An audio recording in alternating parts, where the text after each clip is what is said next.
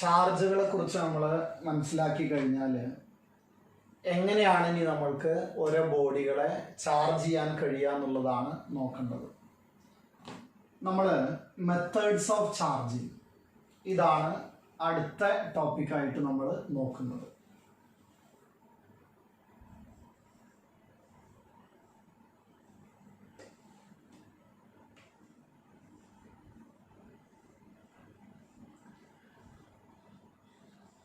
ഒരു ബോഡിയെ ചാർജ് ചെയ്യാനായിട്ട് നമുക്ക് 3 മെത്തേഡുകളാണുള്ളത്. ഒന്ന് ചാർജിങ് ബൈ കണ്ടക്ഷനാണ്.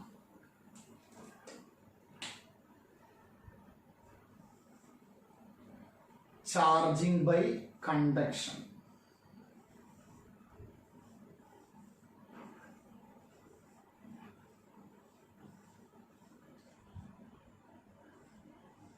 അടുത്തത് രണ്ടാമതായിട്ട് വരുന്നത് ചാർജിങ് ബൈ ഫ്രിക്ഷനാണ്.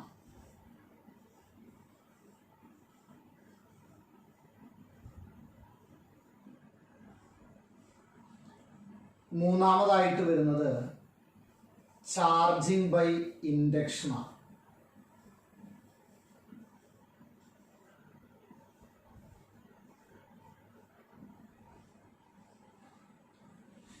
അപ്പോൾ 3 മെത്തേഡുകളാണ് നമ്മൾ കണ്ടത്. ഒന്ന് ചാർജിങ് ബൈ കണ്ടക്ഷൻ, അടുത്തത് ചാർജിങ് ബൈ ഫ്രിക്ഷൻ, അടുത്തത് ചാർജിങ് ബൈ ഇൻഡക്ഷൻ. നമുക്ക് ആദ്യം ചാർജിങ് ബൈ കണ്ടക്ഷൻ നോക്കാം.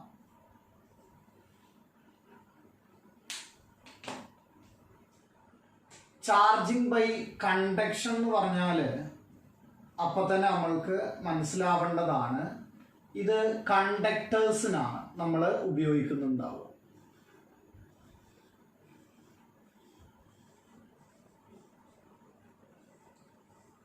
ചാർജിങ് ബൈ കണ്ടക്ഷനിൽ ഒന്നാമത്തെ പോയിന്റ് വരുന്നത് ഇത് കണ്ടക്ടേഴ്സിനാണ് ഏറ്റവും നന്നായിട്ട് നമുക്ക് യൂസ് ചെയ്യാൻ പറ്റുക.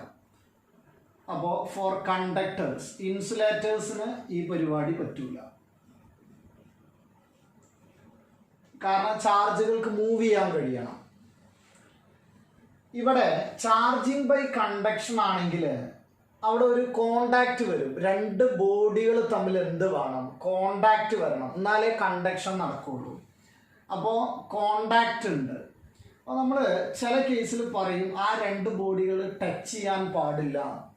അങ്ങനെ പറയുന്നത് ആ കണ്ടക്ഷൻ ഒഴിവാക്കാൻ വേണ്ടിയിട്ടാവും. അപ്പോൾ നമുക്ക് മനസ്സിലാവേണ്ടത് കണ്ടക്ഷൻ നടക്കണമെങ്കിൽ എന്ത് വേണം? കോണ്ടാക്റ്റ് വേണം. അപ്പോൾ കോണ്ടാക്റ്റ് എന്ന് പറഞ്ഞു കഴിഞ്ഞാൽ ഇതാണ് ഒരു ബോഡി. ആ ഒരു ബോഡി ഒരു ചാർജ് ഉണ്ട് എന്ന് കരുതുക. അത് ചാർജ് പോസിറ്റീവ് ആണെന്ന് കരുതുക. വേറെ ഒരു ബോഡി ഉണ്ട്. ആ ബോഡിക്ക് വേറെ കുറച്ച് പോസിറ്റീവ് ചാർജുകളുണ്ട്, കുറച്ച് കൂടുതലാണെന്ന് കരുതുക. ഒന്നുകിൽ നമ്മൾ പറയും ഇവരെ ടച്ച് ചെയ്യാന്ന്, അല്ലെങ്കിൽ ഒരു വയറുമായിട്ട് കണക്ട് ചെയ്യാം. അപ്പോൾ ഇങ്ങനെ വയറുമായിട്ട് കണക്ട് ചെയ്യുമ്പോൾ ചാർജ് ഫ്ലോ നടക്കും. അപ്പോൾ ചാർജ് ഫ്ലോ നടക്കുമ്പോൾ ഏതുവരെയാണ് ചാർജ് ഫ്ലോ നടക്കുക എന്നുള്ളൊരു ക്വസ്റ്റ്യൻ ഉണ്ട്. പക്ഷെ അതിൻ്റെ ആൻസർ നമ്മൾ പറയേണ്ടത് 2ാമത്തെ ചാപ്റ്ററിലാണ്. പക്ഷെ നമ്മൾ ഇവിടെ തന്നെ അത് ഓർത്ത് വെച്ചാൽ വളരെ നന്നാവും. ഏതുവരെയാണ്, ചിലപ്പോൾ നമ്മൾക്ക് ആ ടേംസ് ഒന്നും അറിയില്ല, എന്നാലും അത് അങ്ങനെ പറഞ്ഞ് പഠിക്കുക. അടുത്ത ചാപ്റ്ററിൽ എത്തുമ്പോൾ നമുക്കത് കൃത്യമായിട്ട് മനസ്സിലാവും. ഏതുവരെയാണ് ചാർജ് ഫ്ലോ നടക്കുക എന്ന് ചോദിച്ചാൽ ഇവരുടെ പൊട്ടൻഷ്യൽ ഈക്വൽ ആവുന്നത് വരെ. അപ്പോൾ ഈ വേർഡ് ഞാൻ എഴുതുന്നത് അതേപോലെ തന്നെ പഠിക്കുക. Charge flows till their potential becomes equal.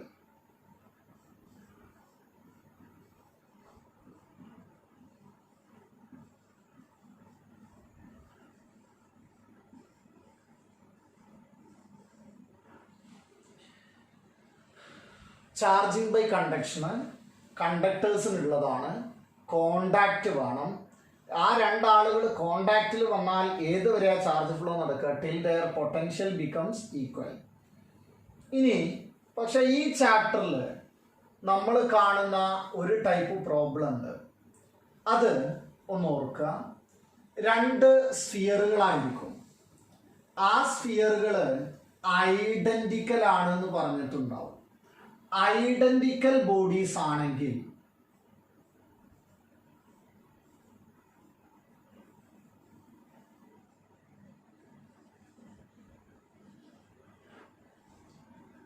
അപ്പൊ നമുക്കൊരു ഉപകാരമുള്ളത് ഇതാണ്. ഇത് വെച്ചിട്ട് നമ്മൾ NCERT പ്രോബ്ലം ഉണ്ട്. അപ്പം ഞാനൊരു സ്ഫെറിക്കൽ ബോഡി ആണെന്ന് കരുതുക. ഇതിനുള്ള ചാർജ് Q1 ആണെങ്കിൽ ഇതിൻ്റെ ചാർജ് Q2 ആണെങ്കിൽ ഇവരെ നമ്മളൊരു വയറുമായിട്ട് കണക്ട് ചെയ്താൽ ഇതിന് കിട്ടുന്ന ചാർജും ഇതിന് കിട്ടുന്ന ചാർജും ഈക്വൽ ആയിരിക്കും. ഫൈനൽ ചാർജ് വരിക ഇവരുടെ ഇത് ഈക്വൽ ആയിട്ടാണ് ഡിസ്ട്രിബ്യൂഷൻ വരിക. എന്ന് പറഞ്ഞാൽ ഫൈനൽ ചാർജ് Q1 + Q2/2 ആയിരിക്കും. ഇതുമ്മലുള്ള ചാർജും Q1 + Q2/2 ആയിരിക്കും. ഇത് നമ്മളെ പ്രോബ്ലത്തിൽ ആവശ്യമായിട്ട് വരുന്നുണ്ട്. അപ്പോൾ ഇതാണ് ചാർജിങ് ബൈ കണ്ടക്ഷനിൽ നമ്മൾ ശ്രദ്ധിക്കേണ്ട കാര്യങ്ങൾ. ഒന്ന്, കണ്ടക്ടേഴ്സിനാണ് കോണ്ടാക്റ്റ് വരണം. അപ്പോൾ നമ്മൾ പല ചോദ്യങ്ങളിൽ കോണ്ടാക്റ്റ് വേണ്ടാന്ന് പറയും, കാരണം കണ്ടക്ഷൻ വഴി ചാർജ് ഫ്ലോ നടക്കാതിരിക്കാനാണത്. ഇനി ഏതുവരെയാണ് ചാർജ് ഫ്ലോ നടക്കാന്ന് ചോദിച്ചാൽ till their potential becomes equal ആണ്. ഇനി ഐഡന്റിക്കൽ ബോഡീസ് ആണെങ്കിൽ ഇതിന്റെ ചാർജ് Q1 ആണ്, ഇത് Q2 ആണെങ്കിൽ ഓരോന്നിൻ്റെയും ചാർജ് വരിക Q1 + Q2/2 ആയിരിക്കും. ഇതാണ് നമുക്ക് ചാർജിങ് ബൈ കണ്ടക്ഷനിൽ മനസ്സിലാക്കേണ്ട കാര്യങ്ങൾ. അടുത്തത് നമുക്ക് വരുന്നത് ചാർജിങ് ബൈ ഫ്രിക്ഷൻ ആണ്.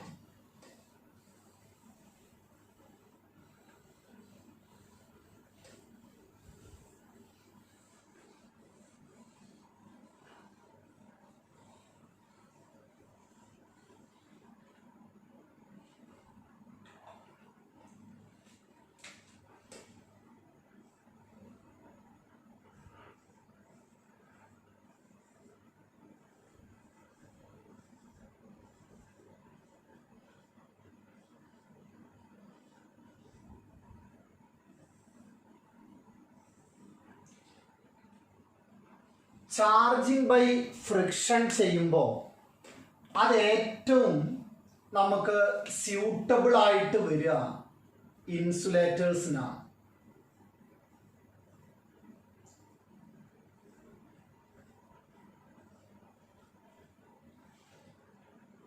അറ്റ്ലീസ്റ്റ് ഒരാളെങ്കിലും ഇൻസുലേറ്റർ ആവണമാണ് നല്ലത്.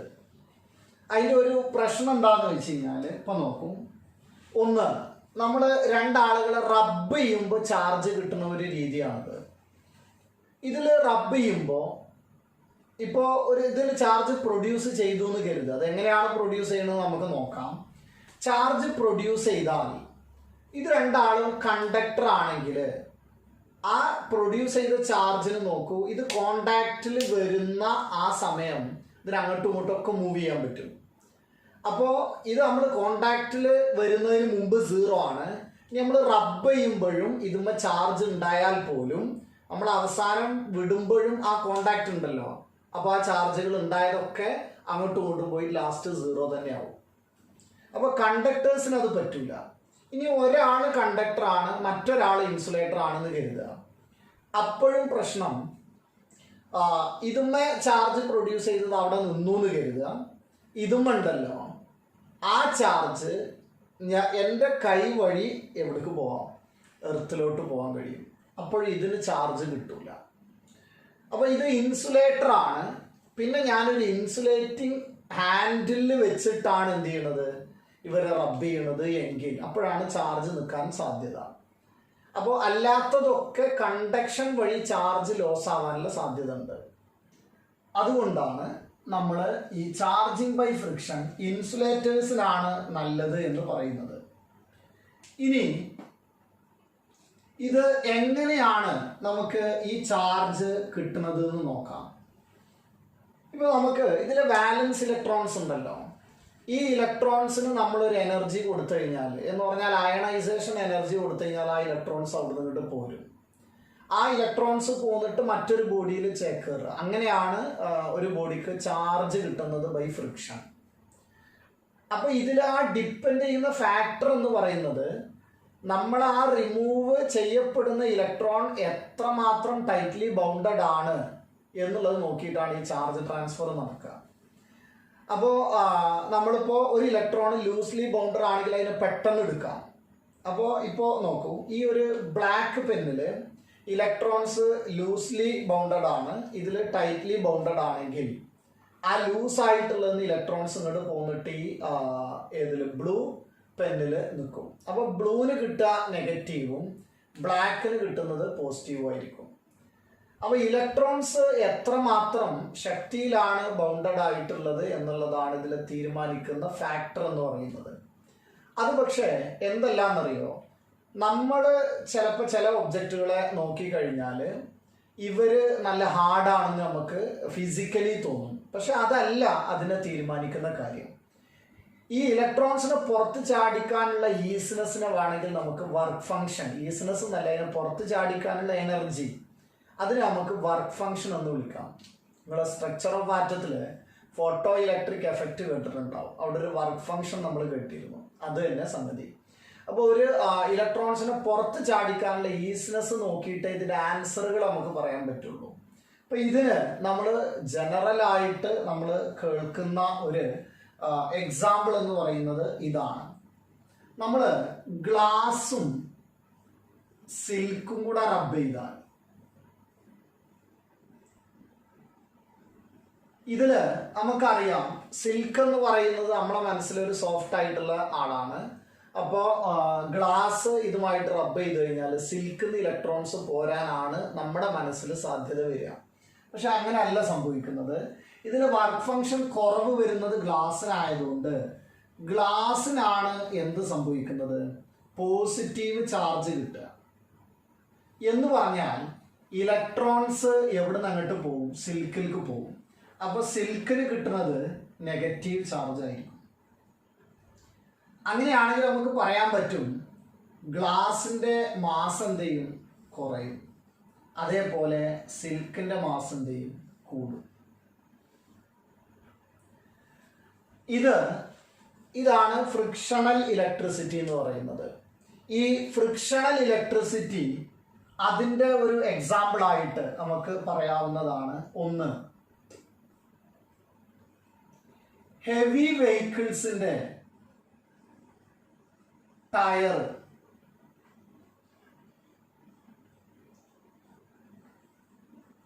നമ്മൾ സ്ലൈറ്റ്ലി കണ്ടക്റ്റിംഗ് ആക്കിയിട്ടാണ് നിർമ്മിക്കുക.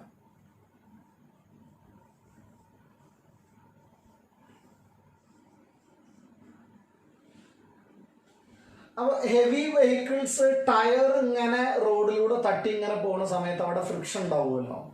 അപ്പോൾ അവിടെ എന്ത് പ്രൊഡ്യൂസ് ചെയ്യപ്പെടാം, ചാർജ് പ്രൊഡ്യൂസ് ചെയ്യപ്പെടാം. അങ്ങനെ ചാർജ് പ്രൊഡ്യൂസ് ചെയ്യപ്പെടുന്നത് അതിൽ അക്യുമുലേറ്റ് ചെയ്തിട്ട് അതൊരു തീപിടുത്തമായിട്ട് മാറാനുള്ള സാധ്യത ഉണ്ട്. അത് ഒഴിവാക്കാൻ വേണ്ടിയിട്ടാണ് വെഹിക്കിൾസിൻ്റെ ടയർ എന്താക്കുന്നത്, സ്ലൈറ്റ്ലി കണ്ടക്റ്റിംഗ് ആക്കുന്നത്.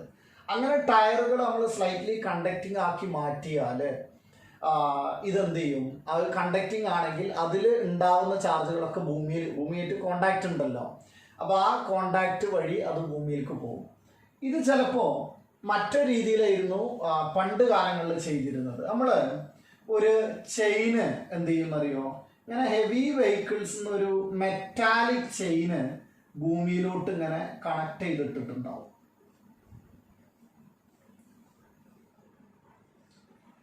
അപ്പോൾ അന്ന് ടയറുകൾ കണ്ടക്റ്റിംഗ് അല്ലെങ്കിൽ ആ അക്യുമുലേറ്റ് ചെയ്യുന്ന ചാർജുകൾ നമ്മളൊരു മെറ്റാലിക് ചെയിൻ ഇങ്ങനെ, ഇപ്പോൾ ഒരു ലോറി എടുക്കുകയാണെങ്കിൽ ആ ലോറിൻ്റെ ബാക്കിൽ ഇങ്ങനെ ഒരു ചെയിൻ ഉണ്ടാവും. ആ ചെയിന് ഭൂമിയിൽ തട്ടത്തക്ക വിധത്തിൽ വെച്ചിട്ടുണ്ടാവും. അങ്ങനെയാണെങ്കിൽ അതിൽ എത്ര ചാർജ് അക്യുമുലേറ്റ് ചെയ്താലും ആ ചെയിന് വഴി താഴോട്ട് പോവാം. അത് അല്ലെങ്കിൽ ആ ചെയിൻ ഇപ്പം ഇല്ലാതെ ഇപ്പം ടയറുകൾ എന്താക്കി, സ്ലൈറ്റ്ലി കണ്ടക്റ്റിംഗ് ആക്കി. ഈ സ്ലൈറ്റ്ലി കണ്ടക്റ്റിംഗ് ആക്കി എന്നുള്ളത് നമ്മൾ എയറോപ്ലെയിൻ്റെ കേസിൽ നന്നായിട്ട് വരും. കാരണം അവിടെ അത് ലാൻഡ് ചെയ്യുന്ന സമയത്ത് നല്ല വെയിറ്റാണ് വരുന്നത്, നല്ല ഫ്രിക്ഷനും വരും. അപ്പോൾ ഒരുപാട് ചാർജുകൾ നമുക്ക് ആ സ്പാർക്ക് നമുക്ക് കാണാവുന്നതാണ്. അപ്പോൾ അവിടെ ചാർജുകൾ പ്രൊഡ്യൂസ് ചെയ്യപ്പെടും. അപ്പോൾ ആ ചാർജുകൾ അക്യുമുലേറ്റ് ചെയ്താൽ അതൊക്കെ പെട്ടെന്ന് തീ പിടിക്കാനുള്ള സാധ്യത ഉണ്ട്. അതുകൊണ്ടാണ് എയറോപ്ലെയിൻ്റെ ടയറുകളൊക്കെ സ്ലൈറ്റ്ലി കണ്ടക്റ്റിംഗ് ആയിട്ടാണ് നമ്മൾ എന്ത് ചെയ്യുന്നത്, നിർമ്മിച്ചെടുക്കുന്നത്. അല്ലെങ്കിൽ സാധാരണ നമ്മുടെ വാഹനങ്ങളിൽ മെറ്റാലിക് ചെയിനിൻ്റെ ചോദ്യം വന്നാലും ഇത് എന്തിനാണ് ഇങ്ങനെ ചെയ്യുന്നതെന്ന് ചോദിച്ചാൽ ഒറ്റയടിക്ക് നമ്മൾക്ക് ആൻസർ പറയേണ്ടത് to avoid the accumulation of charge produced by friction. അതാണ് അതിൻ്റെ ആൻസർ വരിക. To avoid the accumulation of charge produced by the friction. ഇതിനാണ് ഇതിങ്ങനെ ചെയ്യുന്നത്. നമ്മൾ ഇതേപോലെ തന്നെ നമ്മളൊരു ചീർപ്പെടുത്തിട്ട് അല്ലെങ്കിൽ ഒരു കോമ്പ് നമ്മൾ മുടിയിൽ ഇങ്ങനെ ചീകി കഴിഞ്ഞിട്ട് ആ കോമ്പ് നമ്മൾ ചെറിയ പേപ്പറുമായിട്ട് വെച്ചെടുത്ത് കഴിഞ്ഞാൽ അതിങ്ങനെ അട്രാക്ട് ചെയ്യുന്നത് കാണാം. അല്ലെങ്കിൽ നമ്മൾ സ്കെയിലൊക്കെ അത് അട്രാക്ട് ചെയ്യുന്നത് അവിടെ ചാർജ് പ്രൊഡ്യൂസ് ചെയ്യപ്പെടുന്നതുകൊണ്ടാണ്. എങ്ങനെയാണ് ആ ചാർജ് പ്രൊഡ്യൂസ് ചെയ്യപ്പെട്ടതെന്ന് ചോദിച്ചാൽ ഫ്രിക്ഷൻ വഴിയാണ്. അപ്പോൾ ആ ഫ്രിക്ഷൻ വഴി ആ ചാർജുകൾ പ്രൊഡ്യൂസ് ചെയ്യപ്പെട്ടാൽ അത് അട്രാക്ട് ചെയ്യും. അപ്പോൾ ഇങ്ങനെ അത് കോമ്പ് ഹെയറുമായിട്ട് ബന്ധപ്പെടുത്തിയിട്ട് എന്ത് ചെയ്യാം, ക്വസ്റ്റ്യൻ വരാം. പക്ഷേ അങ്ങനെ ആ ഒരു അട്രാക്ഷൻ, ഇപ്പോൾ ഒരു സ്കെയിൽ എടുക്കുക, ആ സ്കെയിൽ നമ്മളൊരു ചെറിയ പേപ്പറിൽ അട്രാക്ഷൻ ഒരു ഘട്ടത്തിൽ കണ്ടു, മറ്റൊരു ഘട്ടത്തിൽ കണ്ടില്ല എങ്കിൽ അതെങ്ങനെയാണ് സംഭവിക്കുക? ചില നേരത്തെ അത് അട്രാക്ട് ചെയ്യൂല. ഇപ്പോൾ നമ്മൾ എന്ത് ചെയ്യാണ്, മുടിയിൽ കുറച്ച് എന്തുണ്ട്, വെള്ളം ഉണ്ട് എന്ന് കരുതുക.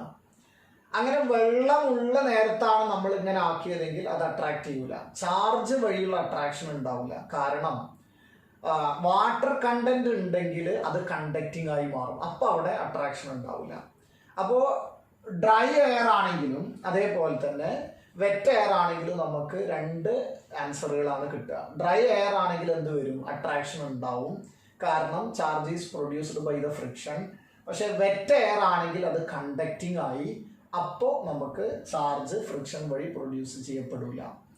ഇതാണ് ഇതിൽ വരുന്ന ഒരു അപ്ലിക്കേഷൻ ലെവലിൽ ചോദ്യങ്ങൾ. വളരെ സിമ്പിൾ ആയിട്ടുള്ള ക്വസ്റ്റ്യൻ ചോദിക്കുകയാണെങ്കിൽ ഇവിടുന്ന് ചോദിക്കാം. അപ്പോൾ ഇതാണ് ചാർജിങ് ബൈ ഫ്രിക്ഷൻ. ഇപ്പോൾ നമ്മൾ പറഞ്ഞത് ചാർജിങ് ബൈ കണ്ടക്ഷൻ പറഞ്ഞു, ചാർജിങ് ബൈ ഫ്രിക്ഷൻ പറഞ്ഞു. ഇനി വളരെ ഇമ്പോർട്ടൻ്റ് ആയിട്ടുള്ള ഒരു ടോപ്പിക്കാണ് ചാർജിങ് ബൈ ഇൻഡക്ഷൻ എന്ന് പറയുന്നത്.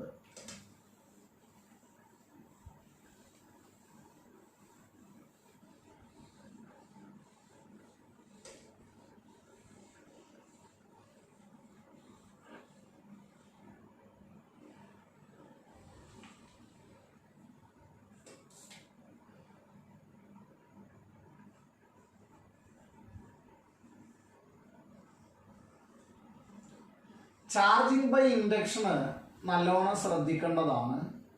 ഇൻഡ്യൂസ് ചെയ്യുക എന്നൊക്കെ നമ്മളിങ്ങനെ കേൾക്കും.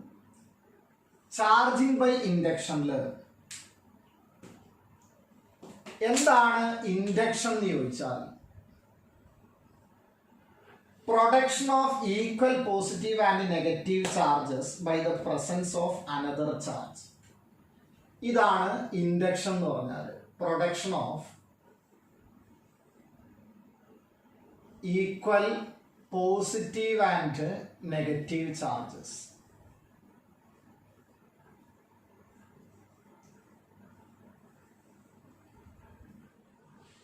ഒരു ചാർജ്ഡ് ബോഡി, ഇപ്പോൾ ഈ ഒരു പെന്നിന് ചാർജ് ഉണ്ട് എന്ന് കരുതുക. ഈ ചാർജ് ഉള്ള ഈ പെന്ന് നമ്മൾ ഒരു അൺചാർജ്ഡ് ബോഡീൻ്റെ അടുത്ത് കൊണ്ടുവന്ന് വെച്ചാൽ ഇതിൽ equal positive and negative charges induce ചെയ്യുമെന്ന് നമ്മൾ പറയും. അതെങ്ങനെയാണെന്ന് ചോദിച്ചു കഴിഞ്ഞാൽ, ഇപ്പോൾ ഇതിന് പോസിറ്റീവ് ചാർജ് ആണെന്ന് കരുതുക. അപ്പോൾ ഇതിലൊക്കെ ചാർജുകൾ ഉണ്ടല്ലോ, ആ പോസിറ്റീവ് ചാർജ് നെഗറ്റീവ് ചാർജുകൾ അട്രാക്ട് ചെയ്യും. അപ്പോൾ ഇതിൻ്റെ ഏറ്റവും പോസിറ്റീവ് ചാർജിൻ്റെ അടുത്തായിട്ട് നെഗറ്റീവ് ചാർജ് വരും, അതിൻ്റെ ഓപ്പോസിറ്റ് എൻഡിൽ പോസിറ്റീവ് ചാർജും വരും. ഇതിനെയാണ് അട്രാക്ട് ചെയ്ത് നിർത്തുക. ഇതിനെയാണ് നമ്മൾ ഇൻഡക്ഷൻ എന്ന് പറയുക. ഇത് ശരിക്കും നമുക്ക് വേണമെങ്കിൽ എന്ത് ചെയ്യാമെന്നറിയോ, ഇൻസുലേറ്റേഴ്സിനും ഉപയോഗിക്കാം, കണ്ടക്ടേഴ്സിനും ഉപയോഗിക്കാം.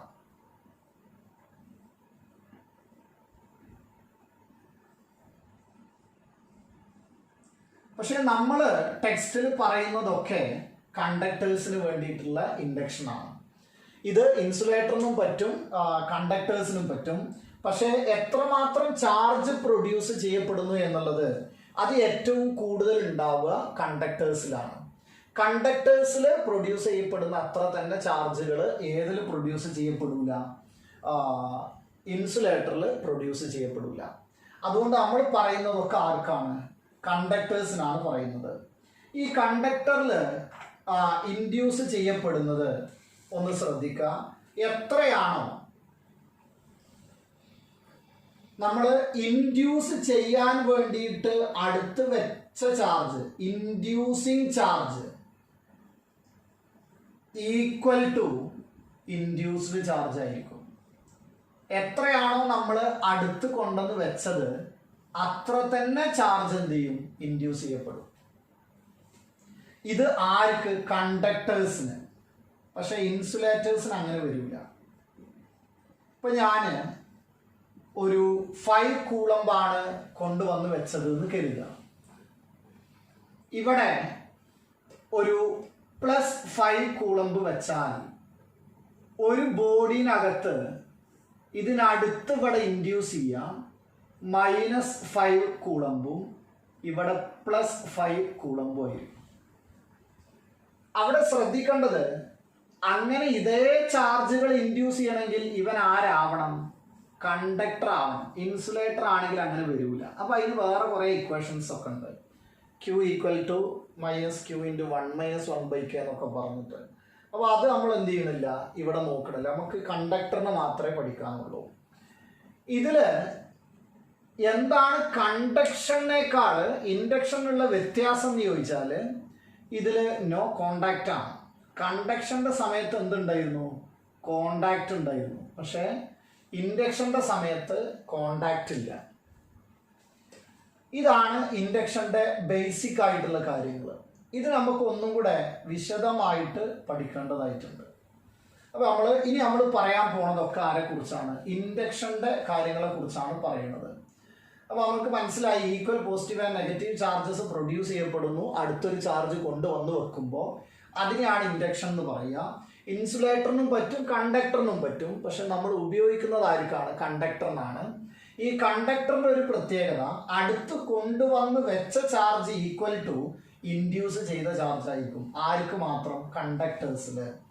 ഇതില് കണ്ടക്ടേഴ്സിൽ അതിനൊരു എക്സാമ്പിൾ ആണ് നമ്മളൊരു പിക്ചർ വരച്ചിട്ട് കാണിച്ചത്. ഇതില് നമ്മൾ മനസ്സിലാക്കേണ്ട ഒരു കാര്യം നോ കോണ്ടാക്റ്റ് ആണ്. ഇത് വളരെ ഇമ്പോർട്ടൻ്റ് ആണ്.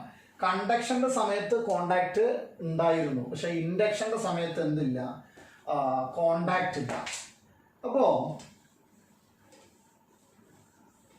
ഇനി നമ്മൾക്ക് ഇതിന്റെ ഒരുപാട് മെത്തേഡുകൾ നോക്കാം. നമ്മളോട് ചിലപ്പോൾ പറയും ഒരു പോസിറ്റീവ്ലി ചാർജ്ഡ് ബോഡിയെ ക്രിയേറ്റ് ചെയ്യണം ബൈ ഇൻഡക്ഷൻ. ഇൻഡക്ഷൻ വഴി പോസിറ്റീവ്ലി ചാർജ്ഡ് ബോഡിയെ ക്രിയേറ്റ് ചെയ്യാന്ന് പറഞ്ഞു കഴിഞ്ഞാൽ ഇങ്ങനെയാണ് ചെയ്യേണ്ടത്. ഓരോ സ്റ്റെപ്പുകൾ നോക്കട്ടെ. പോസിറ്റീവ്ലി ചാർജ്ഡ് ബോഡിയാണ് നമുക്ക് കിട്ടേണ്ടത്.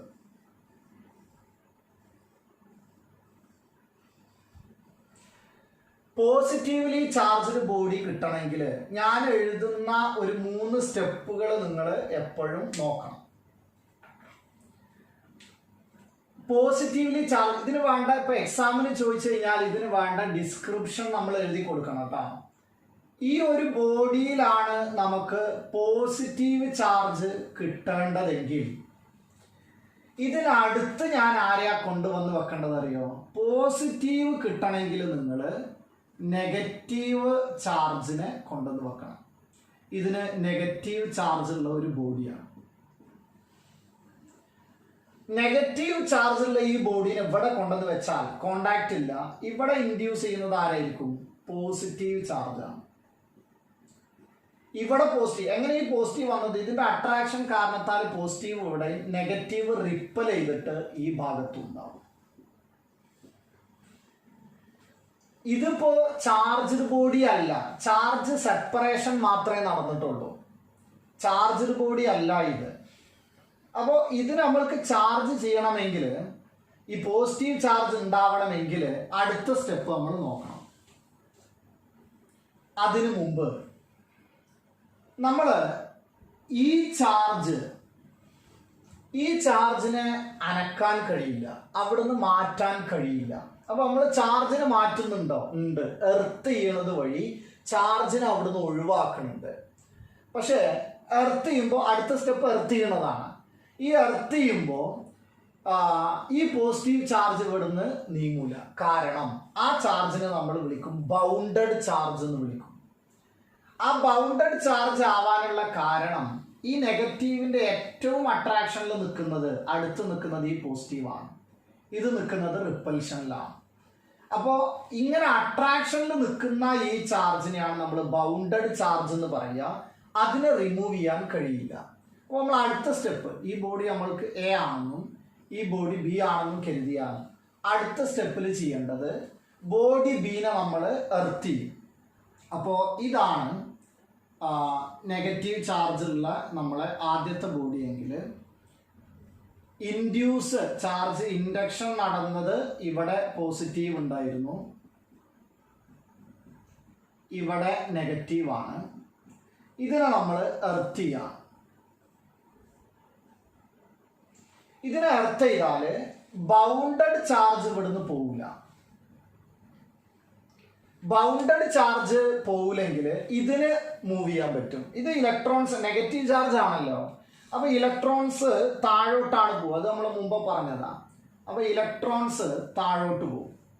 അങ്ങനെ ഇലക്ട്രോൺസ് താഴോട്ട് പോയി കഴിഞ്ഞാൽ പിന്നെ ഇതിൽ ആരെ ബാക്കി വരിക?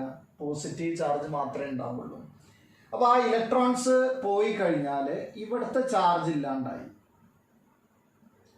അപ്പൊ ഇനി ആ ബോഡിയിൽ പോസിറ്റീവ് ചാർജ് മാത്രമേ ഉള്ളൂ. ഇനി നമ്മൾ ചെയ്യേണ്ടത് ആദ്യം എർത്തിങ് ഒഴിവാക്കണം.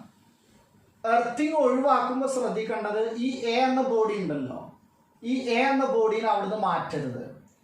ഈ ബോഡിയെ നിങ്ങൾ ഇവിടുന്ന് റിമൂവ് ചെയ്താൽ എന്താ സംഭവിക്കാന്ന് ചോദിച്ചു കഴിഞ്ഞാൽ ഇലക്ട്രോൺസ് മുകളിൽ കയറിയിട്ട് ഇത് ന്യൂട്രലൈസ്ഡ് ആവും, ഇത് സീറോ ചാർജ് ആവും. അപ്പൊ ആദ്യം നമ്മൾ എനെ റിമൂവ് ചെയ്യണോ അതോ എർത്തിനെ റിമൂവ് ചെയ്യണോ? എർത്തിങ് ഒഴിവാക്കണം. എർത്തിങ് ഒഴിവാക്കി കഴിഞ്ഞാൽ അവിടെ ഉണ്ടാവുക ഈ ബോഡി ഉണ്ട്, ഇതിന് നെഗറ്റീവ് ചാർജ് ഉണ്ടല്ലോ. ഇനി ഈ ബോഡിയിൽ ബാക്കിയുള്ളത് ഈ പോസിറ്റീവ് ചാർജാണ്. എന്നിട്ട് നമ്മൾ എന്ത് ചെയ്യുക? ഈ എ എന്ന ബോഡിയെ റിമൂവ് ചെയ്യുക. അങ്ങനെ റിമൂവ് ചെയ്താൽ ഇതിപ്പോൾ അട്രാക്ഷനിൽ നിൽക്കണില്ല. അട്രാക്ഷനിൽ നിൽക്കണില്ലെങ്കിൽ ഇതെന്ത് ചെയ്യും? ആകെ ടോട്ടലായിട്ട് യൂണിഫോംലി ഡിസ്ട്രിബ്യൂട്ടഡ് ആവും. യൂണിഫോംലി ഡിസ്ട്രിബ്യൂട്ടഡ് എന്ന് പറഞ്ഞാൽ ഒരു ഭാഗത്തായിട്ട് ഇങ്ങനെ നിൽക്കൂല. ഒരു ഭാഗത്തായി നിൽക്കാതെ ആകമാനം ആ ബോഡിയിൽ ഇങ്ങനെ യൂണിഫോംലി ഡിസ്ട്രിബ്യൂട്ടഡ് ആവുകയാണ് ചെയ്യുക. അപ്പോൾ ഇത് മറ്റൊരു പ്രത്യേകത ഉണ്ട്. നമ്മൾ കണ്ടക്ടർ ആണിത്. കണ്ടക്ടറിന് എങ്ങനെയായാലും ചാർജ് സർഫസിലാണ് നിൽക്കുക. അപ്പോൾ ആ സർഫസിൽ യൂണിഫോം ആയിട്ട് നിൽക്കുക ചെയ്യാം. ഞാൻ ആ വാക്ക് ഉപയോഗിച്ചതിൽ നിങ്ങളൊന്ന് ശ്രദ്ധിക്കണം. യൂണിഫോം ഡിസ്ട്രിബ്യൂഷൻ, അത് നമ്മൾക്ക് എങ്ങനെയാണ് അതിൻ്റെ ഡിസ്ട്രിബ്യൂഷൻ എന്നുള്ളത് കുറച്ച് കഴിഞ്ഞാൽ മനസ്സിലാവും കേട്ടോ. അപ്പോൾ ഇത് ഇങ്ങനെ ഒരു ഭാഗത്തായിട്ട് നിൽക്കൂല, ടോട്ടലായിട്ടാണ് നിൽക്കുക എന്നുള്ളത് മനസ്സിലാക്കുക. ഇങ്ങനെയാണ് നമ്മൾ ഒരു ബോഡിയെ പോസിറ്റീവ്ലി ചാർജ്ഡ് ബോഡിയാക്കി മാറ്റുന്നത്. ഇതേപോലെ നമുക്ക് എന്ത് പറയാൻ പറ്റും? നെഗറ്റീവ്ലി ചാർജ്ഡ് ബോഡിയെ ഉണ്ടാക്കാനും കഴിയും.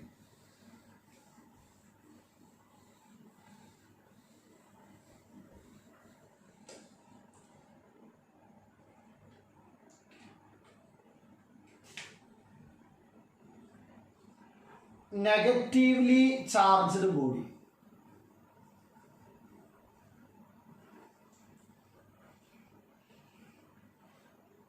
നെഗറ്റീവ്ലി ചാർജ്ഡ് ബോഡി ഉണ്ടാക്കണമെങ്കിൽ ആദ്യം നമ്മൾ കൊണ്ടുവരുന്നത് ആരെയായിരിക്കും? പോസിറ്റീവ് ചാർജുള്ള ഒരു ബോഡി വേണം ആദ്യം, എന്നാലേ നടക്കുള്ളൂ.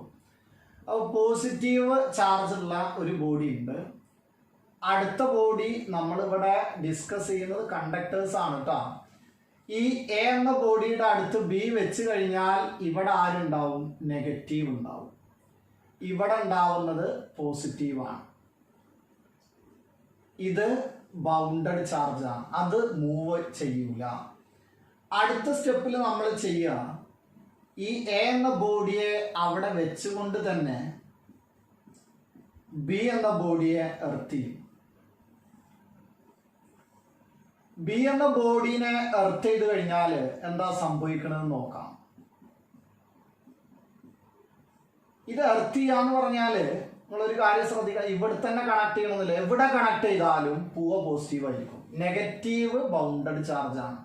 നിങ്ങൾക്ക് ഈ കണക്ഷൻ കൊടുക്കുന്നത് എവിടെയും കൊടുക്കാം, ഈ ബോഡിയുടെ എവിടെയും കൊടുക്കാം, പക്ഷെ പോവുക ആര് മാത്രമേ ഉള്ളൂ, പോസിറ്റീവാണ്. കാരണം ഇത് ഇതിന്റെ അട്രാക്ഷനിലാണ്. അപ്പോ ഈ പോസിറ്റീവ് ചാർജ് ന്യൂട്രലൈസ്ഡ് ആവണമെങ്കിൽ ഭൂമിയിൽ നിന്ന് ഇലക്ട്രോൺസ് മുകളിലോട്ട് വരണം. Earth is an electron bank. അപ്പോ ഇത് മുകളിലോട്ട് വന്നു കഴിഞ്ഞാൽ ഇത് ന്യൂട്രലൈസ്ഡ് ആവും. ഇനി ആദ്യം ഒഴിവാക്കണം, എർത്തിങ് ഒഴിവാക്കണം. എർത്തിങ് ഒഴിവാക്കി കഴിഞ്ഞാൽ അപ്പോഴും നമ്മൾ ഈ ബോഡി, ആ ഇൻഡ്യൂസ് ചെയ്യുന്ന ഈ എ എന്ന ബോഡി അവിടെ അപ്പോഴും വെച്ചുകൊണ്ടിരിക്കുകയാണ്. എർത്തിങ് ഒഴിവാക്കിയതിന് ശേഷം മാത്രമാണ് നമ്മൾ ഈ ബോഡി അവിടെ നിന്ന് റിമൂവ് ചെയ്യുന്നത്. അപ്പൊ ഈ ബോഡി ഉണ്ടെങ്കിൽ ഈ ചാർജ് ഇവിടെ അടുത്തേക്കാൻ നിൽക്കുക.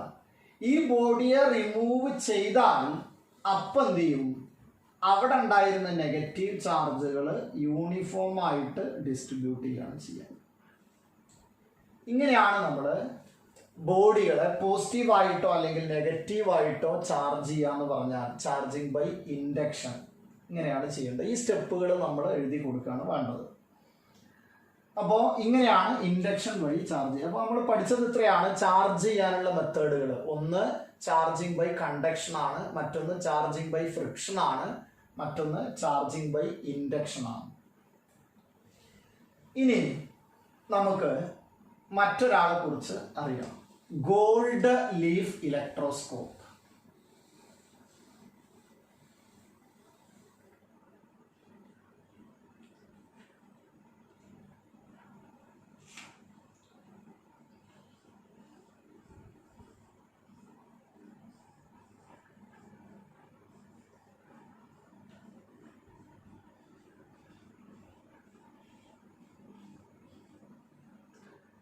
ഗോൾഡ് ലീഫ് ഇലക്ട്രോസ്കോപ്പ് എന്ന് പറഞ്ഞാൽ ചാർജിന്റെ പ്രസൻസ് അറിയാൻ ഉപയോഗിക്കുന്ന ഒരു ഉപകരണമാണ്.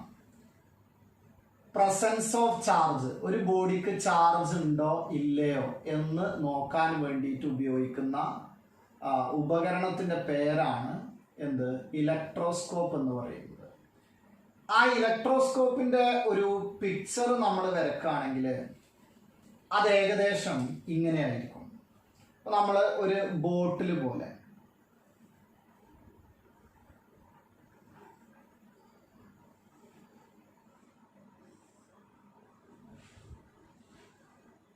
ഇവിടെ ഒരു മെറ്റൽ നോബ് ഉണ്ടാവും.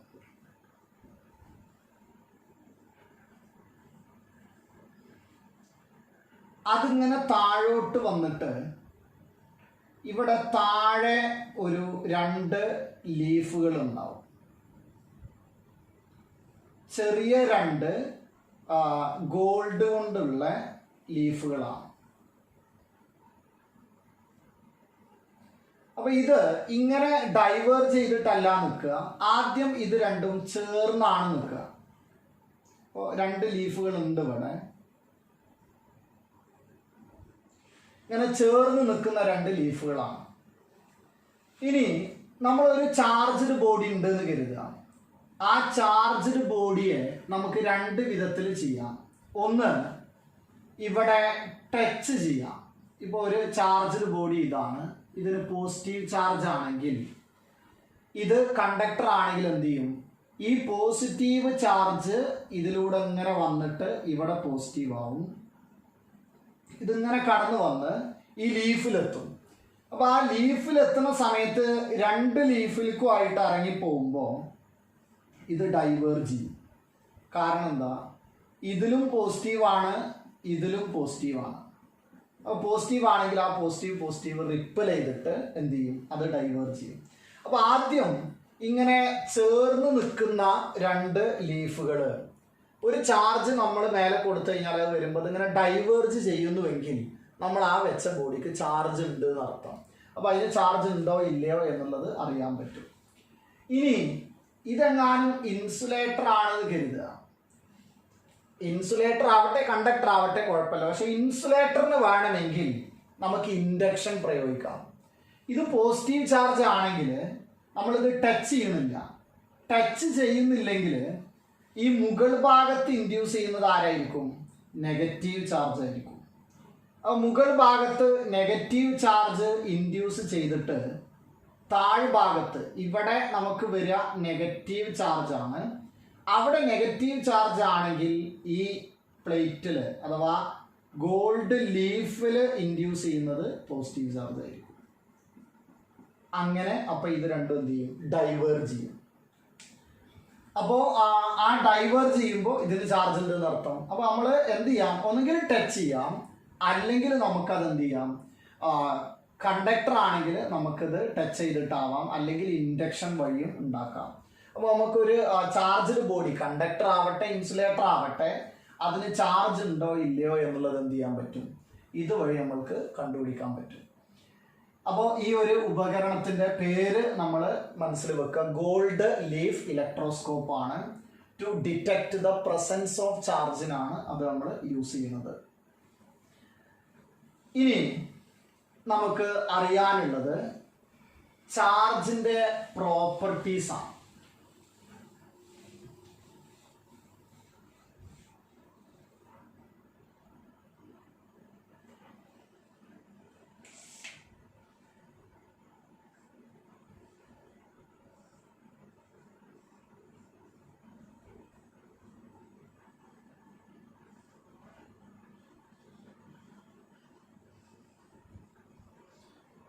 ഇവിടുന്ന് പബ്ലിക് എക്സാമിന് ക്വസ്റ്റ്യൻ വരാം. അപ്പോൾ നമ്മൾ ഇതുവരെ ശരിക്കും പറഞ്ഞ കാര്യങ്ങളൊക്കെ വളരെ സിമ്പിൾ ആയിരുന്നു.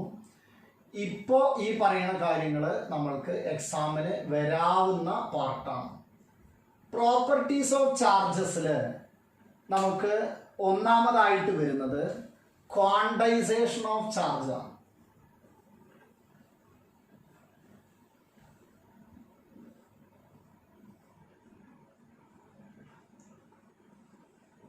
രണ്ടാമത് വരുന്നത് കൺസർവേഷൻ ഓഫ് ചാർജ് ആണ്.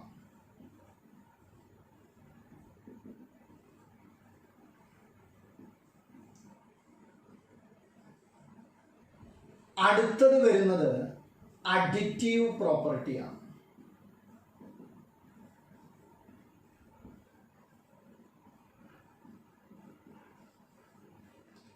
അടുത്തത് വരുന്നത് ഇൻവേരിയന്റ് ആണ്.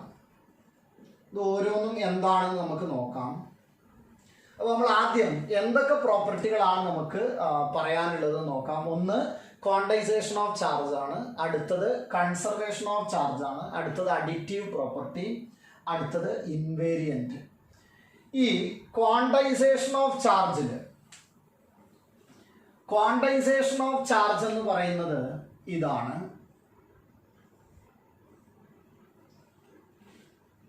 ഒരു ബോഡിയുടെ ചാർജ് എടുത്തു കഴിഞ്ഞാൽ അത് എപ്പോഴും 1 ഇലക്ട്രോണിക് ചാർജിന്റെ ഇന്റഗ്രൽ മൾട്ടിപ്പിൾ ആയിരിക്കും. അങ്ങനെ വരാൻ പറ്റുള്ളൂ. കാരണം ഏറ്റവും ചെറിയ ചാർജ് ഒരു ഇലക്ട്രോണിന്റെ ചാർജാണ്.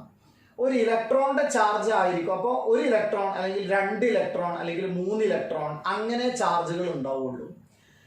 അല്ലെങ്കിൽ 1.5 ഇലക്ട്രോൺ, ഒരു ഇലക്ട്രോണിന്റെ പകുതി ഇങ്ങോട്ട് മൂവ് ചെയ്യുക, അത് പറ്റൂല. ഒരു ഇലക്ട്രോൺ മുഴുവനായിട്ടോ അല്ലെങ്കിൽ ഇങ്ങോട്ട് വരിക അല്ലെങ്കിൽ വരാതിരിക്കുക, ഇതേ പറ്റുള്ളൂ.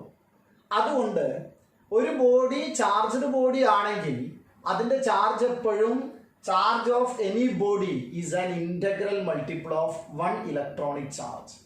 അതിനെയാണ് നമ്മൾ ക്വാണ്ടൈസേഷൻ എന്ന് വിളിക്കുന്നത്. അപ്പോൾ ക്വാണ്ടൈസേഷൻ എന്ന് പറഞ്ഞാൽ charge on any body is an integral multiple of 1 electronic charge ആണ്.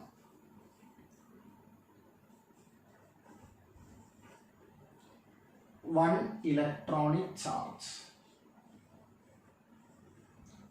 ഇതിനെയാണ് നമ്മൾ ക്വാണ്ടൈസേഷൻ ഓഫ് ചാർജ് എന്ന് പറയുന്നത്. പ്രോപ്പർട്ടിയിൽ ഏറ്റവും ഇമ്പോർട്ടൻറ്റും അത് തന്നെയാണ്. അപ്പോൾ നമുക്ക് വേണമെങ്കിൽ ഇത് ഉപയോഗിച്ചിട്ട് ഒരു ഇക്വേഷൻ ആക്കി എഴുതാം. Charge on any body Q equal to +or-ne. ഇതാണ് ക്വാണ്ടൈസേഷനുമായി ബന്ധപ്പെട്ട എന്ത് ഇക്വേഷൻ വരുന്നത്. അതിലെ പ്രോപ്പർട്ടി നമ്മൾ കണ്ടു. എന്ത്? ചാർജ്ഡ് ബോഡി, ഏത് ചാർജ്ഡ് ബോഡി ആണെങ്കിലും അതിന്റെ ചാർജ് എന്ന് പറയുന്നത് integral multiple of 1 electronic charge ആയിരിക്കും. അത് ഉപയോഗിച്ചിട്ട് ഞാൻ എന്ത് ചെയ്തു? ഒരു ഇക്വേഷൻ എഴുതി. എന്താ equation? Q equal to +or-ne. ഇനി അടുത്ത ഒരു പ്രോപ്പർട്ടി വരുന്നത് ഇതിൽ നമ്മൾക്ക് വേണമെങ്കിൽ ഒരു കാര്യം കൂടെ ഓർത്ത് വെക്കാം കേട്ടോ. അപ്പോൾ ഒരു ബോഡിയുടെ ചാർജ് എന്ന് പറയുന്നത് എന്താവാം? ഒരു 1e എന്ന ചാർജ് വരാം, അല്ലെങ്കിൽ 2e എന്ന ചാർജ് വരാം, 3e എന്ന ചാർജ് വരാം, അങ്ങനെയൊക്കെ വരാൻ പറ്റും. പക്ഷേ എന്തു പറ്റില്ല? ഇപ്പൊ നമ്മൾ ഒരു എന്താ പറയുക 2.5e ഇങ്ങനെ ഒരു fractional charge 3.5e 7/2e 2/3e ഇങ്ങനെ പറ്റില്ല. ഇതൊന്നും പറ്റില്ല. ഫ്രാക്ഷണൽ ചാർജസ് പോസിബിൾ അല്ല. ഇനി നമ്മൾക്ക് വേണമെങ്കിൽ എന്ത് പറയാമെന്നറിയോ? മറ്റൊരു രീതിയിൽ 1.6 × 10⁻⁻19 കൂളം അത് പറ്റും. ഇതിൻ്റെ മൾട്ടിപ്പിള് 3.2 × 10⁻⁻19 കൂളം, 4.8 × 10⁻⁻19 കൂളം, 32 × 10⁻⁻19 കൂളം. ഇതൊക്കെ മൾട്ടിപ്പിളുകളാണ്. അതൊക്കെ പറ്റും. അപ്പോൾ ഇതിൻ്റെ മൾട്ടിപ്പിൾ നിങ്ങൾക്ക് ഏകദേശം മനസ്സിൽ വരുന്നുണ്ടാവും. പക്ഷേ ഇത് മൾട്ടിപ്പിൾ ആണോ അല്ലയോ എന്ന് നിങ്ങളൊന്ന് ഓർത്ത് നോക്കുക. ഞാൻ എഴുതുന്ന അടുത്ത ചാർജ് 1 കൂളം, ഇതിൻ്റെ മൾട്ടിപ്പിൾ വരുമോ? 2 കൂളം, അതിൻ്റെ മൾട്ടിപ്പിൾ വരുമോ? 2.5 കൂളം, അതിൻ്റെ മൾട്ടിപ്പിൾ വരുമോ? ഇത് നമ്മൾക്ക് ചിലപ്പോൾ ഒരു ഒറ്റ നോട്ടത്തിൽ നമുക്ക് തോന്നുക അത് മൾട്ടിപ്പിൾ അല്ല എന്നുള്ളതാണ്. പക്ഷേ ഇത് ഇലക്ട്രോണിൻ്റെ മൾട്ടിപ്പിൾ ആണ്. അതിൻ്റെ കാരണം എന്ന് പറയുന്നത് ഇത് 10⁻⁻19 കൂളംബ. ഇത് വളരെ ചെറിയ ചാർജാണ്. ഇതാണെങ്കിൽ വളരെ വലിയ ചാർജുകളും. ഇതിനെ നമ്മൾ വിളിക്കും മാക്രോസ്കോപ്പിക് ചാർജ് എന്ന്. ഇത് മൈക്രോസ്കോപ്പിക് ചാർജുകളാണ്. മാക്രോസ്കോപ്പിക് ചാർജുകളാണെങ്കിൽ അത് നമ്മൾക്ക് ഇതിലിട്ട് പരീക്ഷിച്ച് നോക്കിയാൽ മനസ്സിലാവും. 1 കൂളംബ് എന്നുള്ളത് ക്യൂല് കൊടുക്കുക, ഇലക്ട്രോണിന്റെ ചാർജ് ഇവിടെ കൊടുക്കുക, ആ ഇലക്ട്രോണിന്റെ ചാർജ് കൊടുത്തിട്ട് അതിന് n കണ്ടുപിടിച്ചാൽ ഒരു ഇൻറ്റിജറാ കിട്ടുക. അപ്പോൾ ക്യൂവിൻ്റെ അവിടെ നമ്മൾ 1 കൂളംബ് കൊടുത്തു. അതേപോലെ ഇലക്ട്രോണിന്റെ അവിടെ 1 ഇലക്ട്രോണിന്റെ ചാർജ് 1.6 × 10⁻⁻19 കൊടുത്തിട്ട് n കണ്ടാൽ നമുക്കൊരു ഇൻറ്റിജറേ കിട്ടും. നിങ്ങളതൊന്ന് ചെയ്ത് നോക്കിയാൽ നിങ്ങൾക്ക് മനസ്സിലാവും. അപ്പോൾ ഈ മാക്രോസ്കോപ്പിക് ചാർജുകൾ മൾട്ടിപ്പിൾ ആണോ അല്ലയോ എന്നുള്ളത് നിങ്ങൾ ചെക്ക് ചെയ്യേണ്ട. സ്വാഭാവികമായി മൾട്ടിപ്പിൾ ആവും. കാരണം എന്താണെന്നറിയോ? ഇവിടെ ഉള്ള ഒരു 10⁻⁻19 ഇവിടെ താഴോട്ട് വന്നാൽ താഴെയാണ് 10⁻⁻19, അത് മുകളിൽ വന്നാൽ 10⁻+19 ആവും. അപ്പോൾ എത്ര ഫ്രാക്ഷൻ വന്നാലും അതിനെ മാറ്റിയെടുക്കാനുള്ള സീറോസ് അവിടെ ഉണ്ട്. ഞാൻ ആ പറഞ്ഞ നിങ്ങൾ ശ്രദ്ധിച്ചോ? ഇവിടെ n കാണുമ്പോൾ ഇലക്ട്രോണിന്റെ 10⁻⁻19 താഴെ കൊടുത്താൽ അത് മുകളിൽ വരുമ്പോൾ 10⁻19 ആവും. ഇതിവിടെ എത്ര പോയിന്റുകൾ ഫ്രാക്ഷൻ വന്നാലും അതിനെ ഇൻറ്റിജർ ആക്കാനുള്ള സീറോസ് ഇലക്ട്രോണിന്റെ 10⁻19 പവറിൽ ഉണ്ടെന്ന്. അങ്ങനെയാണെങ്കിൽ മാക്രോസ്കോപ്പിക് ചാർജുകൾ എപ്പോഴും എന്തായിരിക്കും? ക്വാണ്ടൈസ്ഡ് ആയിരിക്കും. അപ്പോൾ അത് നിങ്ങൾ ചെക്ക് ചെയ്യണ്ട. ഏതാണ് നമ്മൾ ചെക്ക് ചെയ്യേണ്ടത്? മൈക്രോസ്കോപ്പിക് ചാർജുകളാണ്.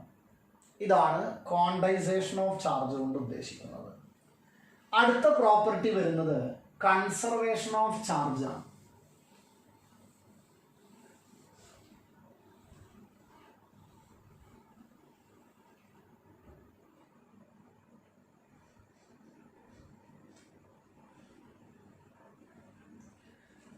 കൺസർവേഷൻ ഓഫ് ചാർജ് എന്ന് പറഞ്ഞാൽ നമ്മൾ കേട്ടതാണല്ലോ. കൺസർവേഷൻ ഓഫ് മാസ്, അതും നിങ്ങൾ പറഞ്ഞു നോക്കിയാൽ.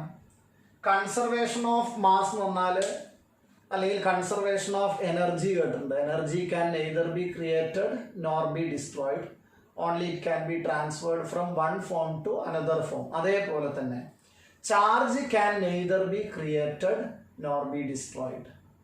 പുതിയ ഒരു ചാർജിന് ഉണ്ടാക്കാനോ ഉള്ള ചാർജിന് നശിപ്പിക്കാനോ കഴിയില്ല.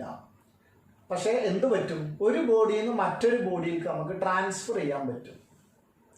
അപ്പോൾ നേരത്തെ നമ്മൾ ന്യൂട്രലൈസ്ഡ് ആയി എന്നൊക്കെ പറഞ്ഞില്ലേ? അപ്പോൾ ആ സമയത്ത് ആ ചാർജുകൾ ഇല്ലാതായതല്ല, അത് ട്രാൻസ്ഫർ ചെയ്യപ്പെട്ടതാണ്. അപ്പോൾ ഭൂമിയിൽ നിന്ന് അങ്ങോട്ട് പോവാ അങ്ങോട്ട് വരാന്നൊക്കെ. അപ്പോൾ എന്താണ് കൺസർവേഷൻ ഓഫ് ചാർജ് എന്ന് ചോദിച്ചാൽ, Charge can neither be created nor be destroyed. It can be transferred from one body to another body. അപ്പോൾ നമ്മൾ സാധാരണയുള്ള ഒരു ഡെഫിനിഷൻ നമ്മൾക്ക് പറയാനാവും. രണ്ടാമത്തെ ഒരു ഡെഫിനിഷൻ ഇങ്ങനെ പറയാമാണെങ്കിൽ total charge of the universe is a constant, അങ്ങനെ പറയാം. അപ്പോൾ രണ്ടാമത്തെ ഒരു സ്റ്റേറ്റ്മെന്റ് അങ്ങനെയാണ് വരിക. മൂന്നാമത്തെ ഒരു സ്റ്റേറ്റ്മെന്റ് കുറച്ചും കൂടെ ഒരു വേറെ രീതിയിൽ പറയാം. Charge of an isolated system is a constant. ഒരു സിസ്റ്റം എടുത്തിട്ട് ആ സിസ്റ്റവുമായിട്ട് വേറെ ആളുകൾക്കൊന്നും കോണ്ടാക്ട് വരുന്നില്ല, അങ്ങനെ ഐസൊലേറ്റ് ചെയ്യപ്പെട്ടതാണെങ്കിൽ അതിന്റെ ചാർജ് എന്തായിരിക്കും? കോൺസ്റ്റന്റ് ആയിരിക്കും.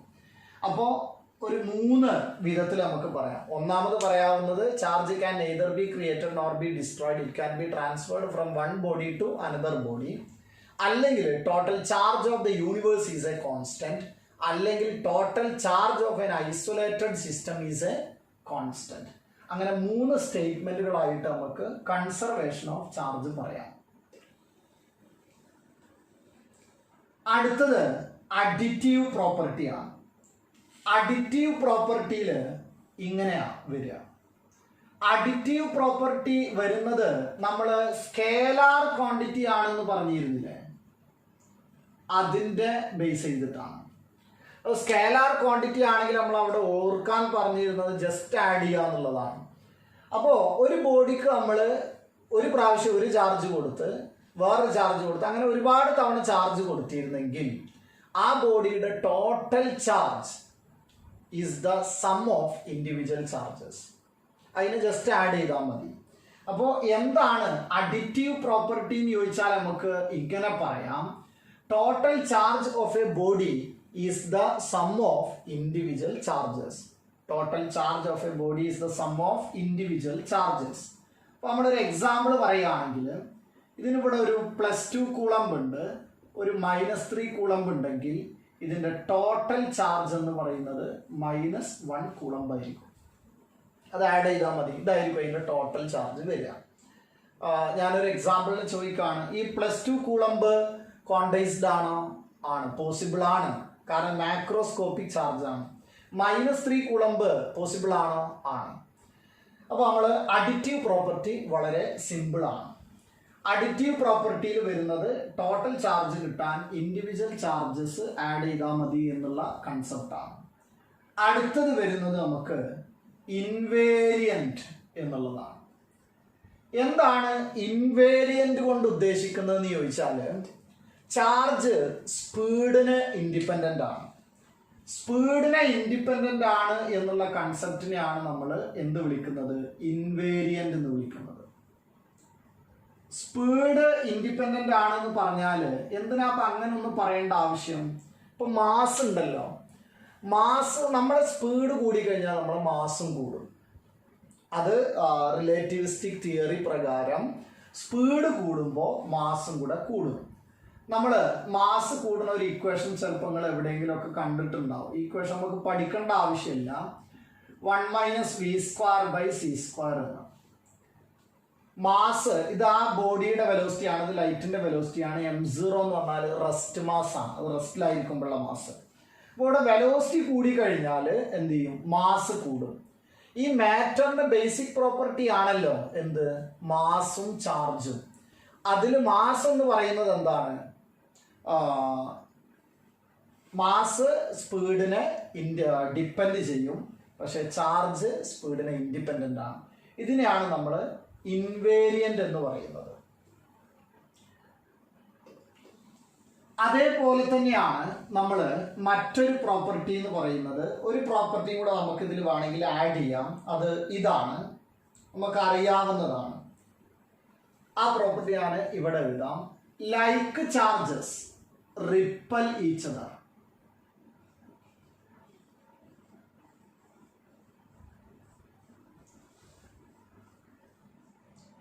അൺലൈക്ക് ചാർജസ് ആണെങ്കിൽ attract each other.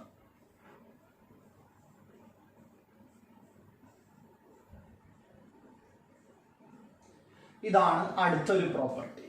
Like charges repel each other and unlike charges attract each other. നമുക്കറിയാം പോസിറ്റീവും റിപ്പൽ ചെയ്യും, പോസിറ്റീവ് നെഗറ്റീവ് എന്ത് ചെയ്യും? അട്രാക്ട് ചെയ്യും. നെഗറ്റീവ് നെഗറ്റീവ് റിപ്പൽ ചെയ്യും. അപ്പോൾ ഇതൊക്കെയാണ് ചാർജുകളുടെ പ്രോപ്പർട്ടി. അപ്പോൾ അതിൽ ഒന്ന് വന്നത് ക്വാണ്ടൈസേഷൻ ഓഫ് ചാർജ്, അടുത്ത conservation of charge, additive property, invariant, പിന്നെ like charges repel each other and unlike charges attract each other. അപ്പോൾ ഇതിൽ പറഞ്ഞ് ഓരോ കാര്യങ്ങളും ശ്രദ്ധിക്കുക. ഇനി ഞാൻ കുറച്ച് എന്ത് ചെയ്യാമെന്നറിയോ, പ്രോബ്ലംസ് ചെയ്യാണ്. ആ പ്രോബ്ലംസ് ചെയ്യുന്നത് ഏതിനെ ബേസ് ചെയ്തിട്ടാണ്? ക്വാണ്ടൈസേഷനെ ബേസ് ചെയ്തിട്ടാണ്. പ്രോബ്ലംസ് ചെയ്യുമ്പോൾ ആ ക്വാണ്ടൈസേഷന്റെ ഇക്വേഷൻ മാത്രം നോക്കിയാൽ മതി. ഞാൻ ഉപയോഗിക്കുന്ന ഇക്വേഷൻ എന്ത് മാത്രമേ ഉള്ളൂ? Q equal to plus or minus n E. ആ Q equal to plus or minus n E ഉപയോഗിക്കുമ്പോൾ പ്ലസും മൈനസും നമ്മൾ ആദ്യം എഴുതൂല. നമുക്കറിയാമല്ലോ, ഇലക്ട്രോൺ ആണെങ്കിൽ നെഗറ്റീവ് ആണെങ്കിൽ പോസിറ്റീവ് ചാർജ് ആണെങ്കിൽ ഏതാണെന്നുള്ളതൊക്കെ നമുക്കറിയാം. അപ്പോൾ നമ്മൾ ആ പോസിറ്റീവ് നെഗറ്റീവ് ഒന്നും കൊടുക്കേണ്ട ആവശ്യമില്ല. അപ്പോൾ Q equal to plus or minus n e ഉപയോഗിച്ചിട്ടുള്ളതാണ് ക്വസ്റ്റ്യൻ പറയുന്നത്. ക്വസ്റ്റ്യൻ ഞാൻ പറയുന്നേ ഉള്ളൂ, എഴുതുന്നില്ല. ഒന്നാമത്തെ ക്വസ്റ്റ്യൻ ഇതാണ്: how many electrons constitute 1 coulomb charge? ഒരു കൂളം ചാർജ് ഉണ്ടാവാൻ എത്ര ഇലക്ട്രോൺസ് വേണം എന്നുള്ളതാണ്. അപ്പോൾ ഞാൻ ആ ക്വസ്റ്റ്യൻ ചെയ്യുകയാണെങ്കിൽ ഒരു കൂളംബ് പ്രൊഡ്യൂസ് ചെയ്യാം. അപ്പോൾ ചാർജ് എത്രയാ? 1 കൂളംബാണ്. Equal to n e, n ആണ് കാണേണ്ടത്. ഇലക്ട്രോണിന്റെ ചാർജ് എത്രയാ? 1.6 ഇൻറ്റു 10⁻⁻19 കൂളംബാണ്. അങ്ങനെയാണെങ്കിൽ നമുക്ക് നമ്പർ ഓഫ് ഇലക്ട്രോൺസ് n അവിടുന്ന് കിട്ടും. കൂളമ്പൊക്കെ പോയല്ലോ. n ഈക്വൽ ടു വരിക 1 ഡിവൈഡഡ് ബൈ 1.6 ഇൻറ്റു 10⁻⁻19 ആണ്. ഇത് നമ്മൾ സോൾവ് ചെയ്ത് കഴിഞ്ഞാൽ നമുക്ക് കിട്ടുക 6.25 ഇൻറ്റു 10⁻18 ഇലക്ട്രോൺസ് കിട്ടും. ഇത് നോക്കൂ, ഇതാണ് ഞാൻ പറഞ്ഞത്. മാക്രോസ്കോപ്പിക് ആണെങ്കിൽ 6.25. അപ്പോൾ ഇത് ഇൻറ്റിജർ ആക്കാൻ ഇവിടെ 18 ആണ് പവർ. അപ്പോൾ ഇത് ഇൻറ്റിജറാണ്. അപ്പോൾ ഇത് ഇൻ്റഗ്രൽ മൾട്ടിപ്പിൾ ആണ്. ഈ ഒരു പോയിന്റ് ഉണ്ടല്ലോ, അപ്പോൾ നമ്മൾ കണ്ടുപിടിച്ച ഒരു സംഗതി, ഒരു കൂളം ചാർജ് ഉണ്ടാവണമെങ്കിൽ നോക്കൂ, കോടിക്കണക്കിന് ഇലക്ട്രോൺസ് വേണം. ഒരു കൂളം ചാർജ് ഉണ്ടാവാൻ വേണ്ട ഇലക്ട്രോൺസിന്റെ എണ്ണം 6.25 ഇൻറ്റു 10⁻18 ഇലക്ട്രോൺസ് വേണം. എന്നാലേ ഒരു കൂളം ചാർജ് ആവുള്ളൂ. അപ്പോൾ ഈ ഒരു കാര്യം എന്ത് ചെയ്യണം നമ്മൾ? ഇത് ശരിക്കും പഠിച്ചു വെച്ചാൽ അത്രയും നല്ലതാണ് കേട്ടോ. ഒരു കൂളം ചാർജ് കിട്ടാൻ 6.25 ഇൻറ്റു 10⁻18 ഇലക്ട്രോൺസ്. അപ്പോൾ 2 കൂളമ്പോ 2 ഇൻറ്റു ഇത്, 7.5 കൂളമ്പോ 7.5 ഇൻറ്റു ഇത്. അപ്പോൾ ഇനി നമുക്ക് ഏതും കിട്ടുന്നുള്ളതാണ്. അപ്പോൾ ഇതാണിത് പഠിച്ചു വെച്ചാലുള്ള ഉപകാരം. 1 കൂളം ചാർജ് പ്രൊഡ്യൂസ് ചെയ്യാൻ എത്ര ഇലക്ട്രോൺസ് വേണം? 6.25 ഇൻറ്റു 10⁻18 ഇലക്ട്രോൺസിന്റെ ആവശ്യമുണ്ട്. അടുത്ത ഒരു ടെക്സ്റ്റിലുള്ള ഒരു ക്വസ്റ്റ്യൻ ആണ് ഞാൻ പറയുന്നത്.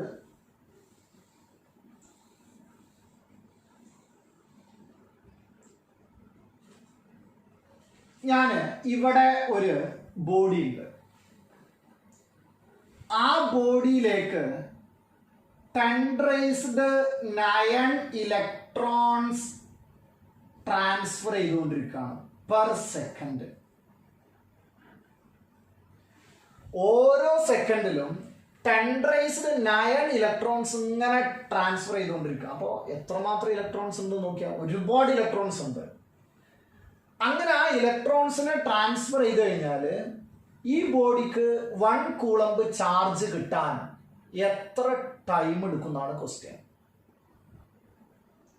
മനസ്സിലാക്കുക. ഒരു ബോഡിക്ക് നമ്മൾ 10⁻9 ഇലക്ട്രോൺസിനെ ട്രാൻസ്ഫർ ചെയ്തുകൊണ്ടിരിക്കുകയാണ് പെർ സെക്കൻഡ്, ഓരോ സെക്കൻഡിലും. അങ്ങനെയാണെങ്കിൽ ഈ ബോഡിക്ക് ടോട്ടൽ എത്ര ചാർജ് കിട്ടണം? 1 കൂളമ്പ് ചാർജ് കിട്ടാൻ എത്ര ടൈം എടുക്കും എന്നുള്ളതാണ് ക്വസ്റ്റ്യൻ.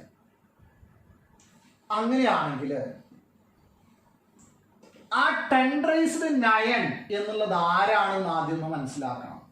10⁻9 എന്ന് പറഞ്ഞാൽ number of electrons transferred per second എന്ന് പറഞ്ഞാൽ n/t ആണ്.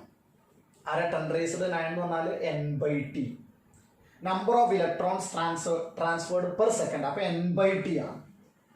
അങ്ങനെയാണെങ്കിൽ നമുക്ക് ക്വാണ്ടൈസേഷൻ പ്രകാരം Q ഈക്വൽ ടു NE എന്നാണെന്ന് അറിയാലോ. അപ്പോൾ നമുക്ക് ഇവിടെ N നമ്മൾക്ക് കിട്ടും. N എത്രയാ? 10⁹ ഇൻറ്റു ടി ആണ്. N equal to 10⁹ into T ആണ്. അത് നമുക്ക് ആ ടൈം അവിടുന്ന് കാണണം. എത്രയാ Q വേണ്ടത്? 1 കൂളംബ് ആവണം. N എത്രയാ? 10⁹ ഇൻറ്റു ടി ഇൻറ്റു ഇലക്ട്രോണിന്റെ ചാർജ് എത്രയാ?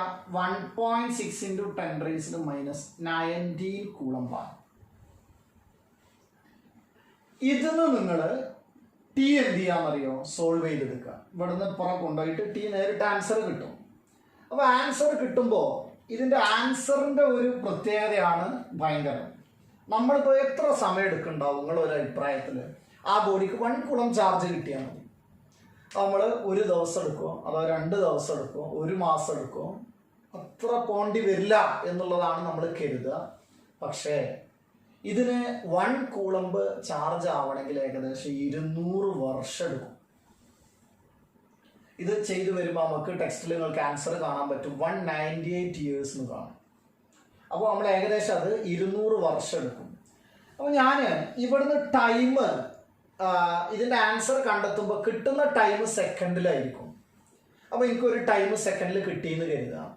ആ സെക്കൻഡിൽ കിട്ടിയ ടൈമിനെ നമുക്ക് ആദ്യം വർഷമാക്കി മാറ്റണമെങ്കിൽ, ഇയറിൽ ആൻസർ പറയണമെങ്കിൽ, ഇയറിൽ ആൻസർ കൊടുത്തിട്ടുണ്ട് ടെക്സ്റ്റിൽ. അത് നമ്മൾ ആദ്യം സെക്കൻഡ് കിട്ടിക്കഴിഞ്ഞാൽ നമുക്ക് ആദ്യം മിനിറ്റിലാക്കണം.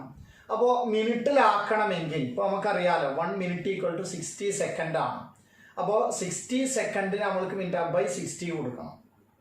അപ്പോൾ 1 minute എന്നുള്ളത് വരും. അപ്പോൾ നമുക്ക് ആ കിട്ടിയ സെക്കൻഡിനെ മിനിറ്റ് ആക്കാൻ /60 കൊടുക്കുക. അപ്പോൾ നമുക്ക് മിനിറ്റ് കിട്ടി. ഇനി നമുക്ക് അവർ ആക്കി മാറ്റണമെങ്കിൽ /60 വീണ്ടും കൊടുക്കുക. അപ്പോൾ അവർ കിട്ടും. അത് നമുക്ക് ഡേയ്സിലാക്കണമെങ്കിൽ /24 വീണ്ടും കൊടുക്കുക. അപ്പോൾ അവറിൽ കിട്ടും.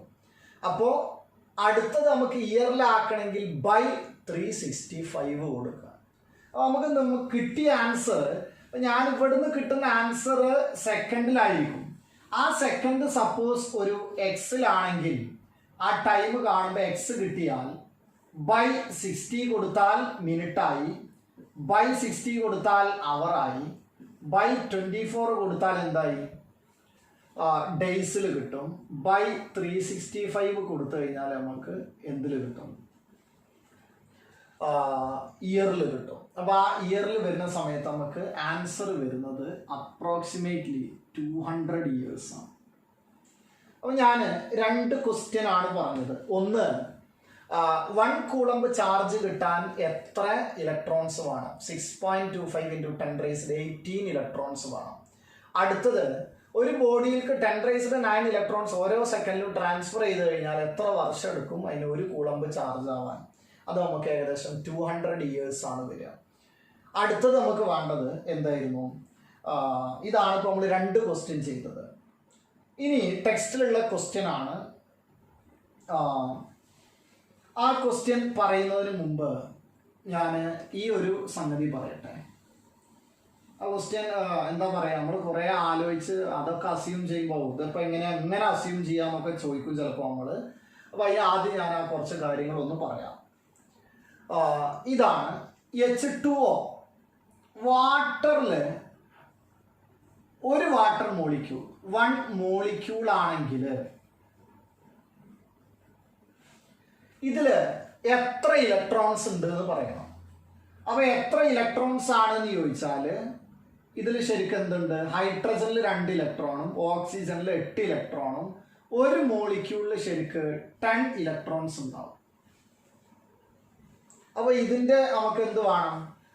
10 ഇലക്ട്രോൺസ് ആണെങ്കിൽ നമുക്ക് ഒരു കാര്യം കൂടെ പറയാം, 10 പ്രോട്ടോൺസ് ഉണ്ട് കേട്ടോ. പ്രോട്ടോൺസിൻ്റെ എണ്ണം ചോദിക്കുകയാണെങ്കിൽ അത് 10 പ്രോട്ടോൺസ് ആണെന്ന് പറയാം. അതേപോലെ തന്നെ ഉണ്ടാവുമല്ലോ. അപ്പോൾ ഒരു മോളിക്യൂൾ ആണെങ്കിൽ 10 ഇലക്ട്രോൺസും 10 പ്രോട്ടോൺസും ആണ് ഉണ്ടാവുക. ഇനി ഞാൻ മാറ്റിയിട്ട് ഒരു മോളാക്കിയെന്ന് കരുതുക.